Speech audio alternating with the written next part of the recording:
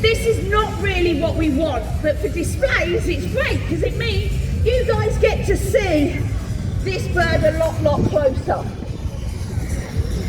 So I'm not going to push him much further, guys, purely because I don't want the crows to come over. Good boy. And also I'm getting out of breath. Ha!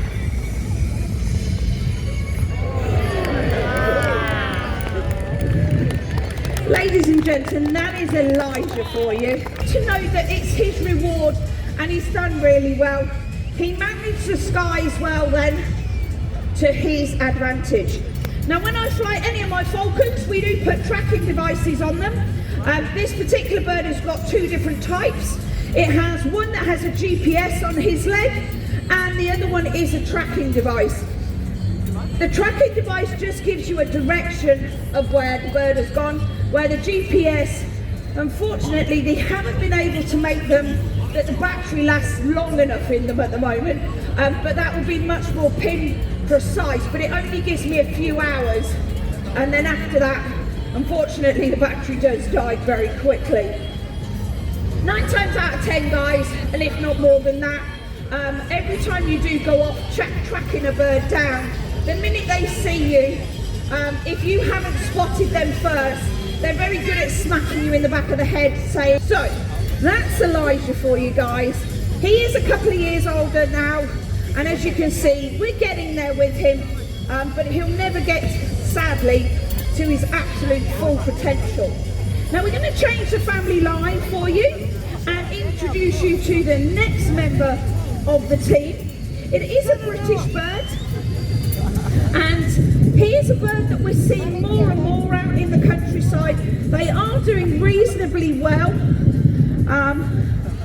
Unfortunately, yesterday morning she didn't have the best of flights. Unfortunately, she did meet your local crows down here. And it's the first time I think she'd actually come across a crow. So, Elijah is safely in her box. And then we'll swap to the next bird.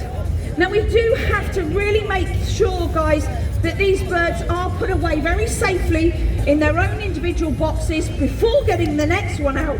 And the main reason being, guys, these guys will kill each other, okay?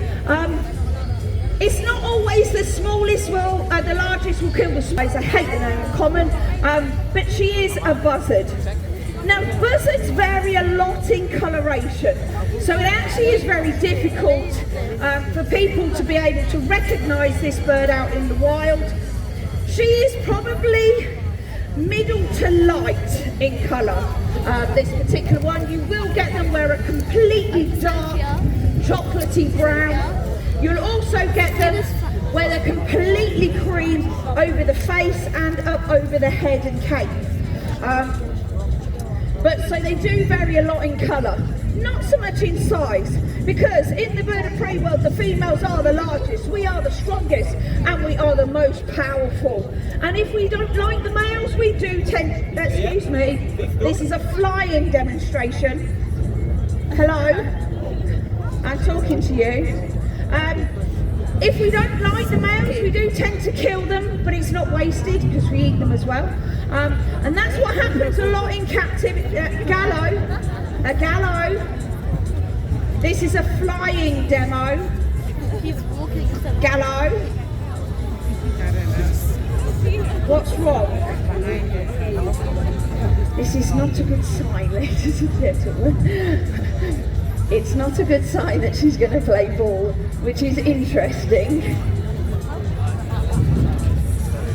Near the A-frame if need be, so I'll call her in, guys, so, and we'll quit while we're ahead with her, guys.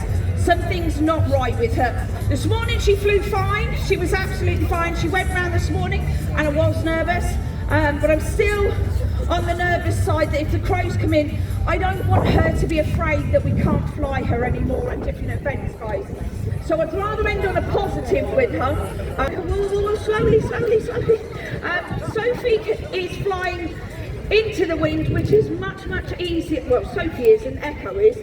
Sophie's flying, but it's flying with the wind, which is much easier.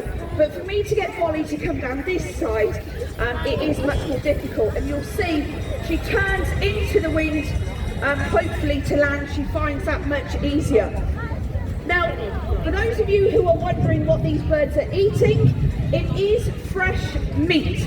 They cannot survive on anything else, Bolly, and they cannot survive on anything else at all. They can only eat fresh pieces. Oh, you dropped it. It's there. You're meant to have eyes like a hawk, sweetheart. So flying into the wind is very difficult for them, guys. But as we're looking at this incredible creatures flying around here, guys, their eyes isn't actually their main sense. It is actually their hearing. Now, for those of you who are really switched on here, you will actually notice that these birds, we are feeding them straight into the mouth.